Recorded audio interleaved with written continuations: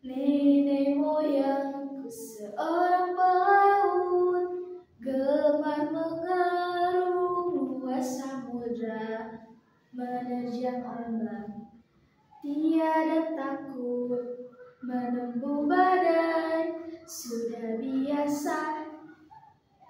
Assalamualaikum Dewan Juri. Halo teman-teman semuanya. Perkenalkan, nama saya Deca. Saya berasal dari SMP Tunas Unggul. Di sini saya akan menceritakan cerita yang ditulis oleh Kak Rizky Dwi dan diilustrator oleh Kak Octavia Ayu dan diterbitkan oleh Kementerian Pendidikan, Kebudayaan, Riset, dan Teknologi tahun 2024 yang berjudul Petualangan Tuki.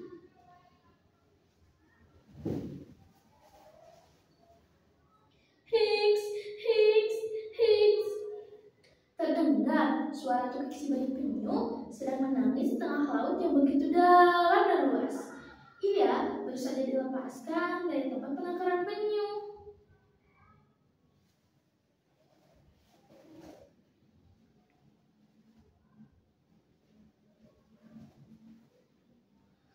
Di mana ya teman-temanku berada? Tuki berenang ke sana kemari tanpa kenal lelah. Meski sesekali ia menangis dalam kesendirian. Di tengah perjalanan, Tuki bertemu dengan sepasang kuda laut. Permisi, Pak Bu, apakah kalian melihat teman-temanku? Tanya Tuki dengan sopan. Maaf, kami tidak melihatnya, jawab sepasang kuda laut. Mereka merasa kasihan kepada Tuki yang terlihat begitu lelah dan sedih. Mereka pun mempersilahkan Tuki untuk beristirahat di rumah mereka. Sepasang kuda laut itu melakukan beberapa pertunjukan untuk menghibur Tuki. Mereka mendorong tubuhnya ke depan dengan bantuan tenaga dari selimut di punggung yang membuat bergetar hingga 35 kali per detik. Bahkan mereka menunjukkan kemampuannya untuk mengubah corak tubuh sesuai dengan lingkungan sekitar. Mereka tampak seperti tumbuhan laut. Biasanya mereka melakukannya untuk menghindari dan mengelabui predator yang bermaksud untuk memakan mereka. Wow, itu sangat menakjubkan kuda laut, puji Tuki. Tuki sangat senang dan merasa terhibur. Tiba-tiba ada kuda laut lain menghampiri dan saling memberi salam. Mereka mengubah warna tubuhnya sesaat atau mengeluarkan suara klik-klik yang dihasilkan oleh rahang mereka. Ini adalah cara kuda laut untuk saling sapa ketika mereka bertemu. Ternyata kuda laut adalah hewan yang sangat sopan. Pak kuda laut, kenapa perutmu tampak lebih besar dari kuda laut? Tanya. Perutku ya, perutku ini isinya telur dan akan menjadi bayi kuda laut setelah menetas nanti, jawab Pak kuda laut. Ia bertugas untuk mengerami telur-telur tersebut hingga akhirnya menetas dan keluar dari dalam perutnya. Telur-telur itu harus dijaga dan dilindungi dengan baik. Saat ini kuda laut sangat sulit untuk ditemui, jumlahnya semakin sedikit dan terancam punah. Perubahan lingkungan habitatnya, pencemaran lingkungan, dan penangkapan yang berlebihan untuk dijual menjadi penyebabnya. Kuda laut pun semakin sulit untuk bertahan hidup dan berkembang biak. Tak terasa, malam pun tiba. Sepasang kuda laut mempersilahkan Tuki untuk menginap di rumah mereka. Perjalanan malam hari tentu saja membahayakan untuk penyu kecil. Hari ini Tuki tidak lagi merasa bersedih dan merasa bahagia.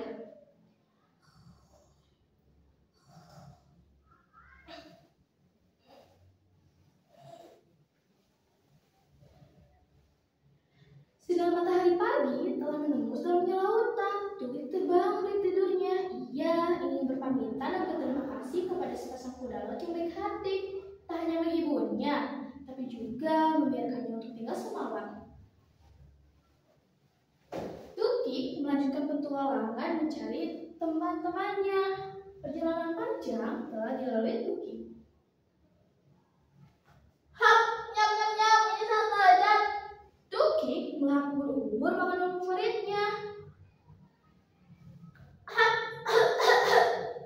ubur-ubur keempat dilahapnya, tapi terasa berbeda. Ternyata Tuki hampir saja menelan plastik bening yang menyerupai ubur-ubur. Sampah plastik sangat banyak ditemui di lautan. Laut jadi tercemar, banyak hewan laut yang mati, termasuk penyu. Penyu seringkali mengira bahwa plastik adalah ubur-ubur. Di tengah perjalanan, Tuki melihat sesuatu yang sangat besar berenang di atasnya. Mata Tuki tertuju padanya dan terkagum-kagum dibuatnya. Hewan itu tampak seperti burung elang yang terbang di lautan. Apakah ada burung yang dapat berenang di lautan?